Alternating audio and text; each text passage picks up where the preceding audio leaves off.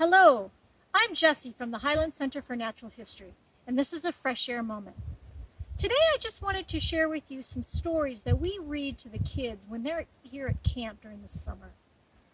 And of course, one of the things that we like to do is to read these stories in a place that would resonate with the actual story itself. And this is something that you can do at home with any of the stories that you may have with some of the kids you have.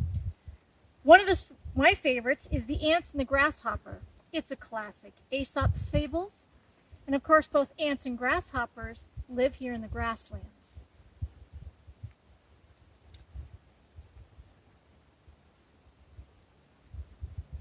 Another favorite is called Eaglet's World. And this can be done anywhere where you have a tall tree. We have these tall ponderosas here on our grounds. And we talk about how a young eaglet grows up and learns to test the boundaries, and when he learns to fly. And doing these stories in place really adds another dimension and depth to the story that you're telling. If you happen to be near water, we have Lynx Creek that runs through our grounds. And one of my favorite stories to read while near Lynx Creek is Phoebe and Chub. It's the story of a canyon tree frog, Phoebe, and her very best friend Chub, who is a humpback chub. Both are endangered species, but both are found in these waterways. And it's their adventures together on Phoebe's birthday. But not all stories are for the small children.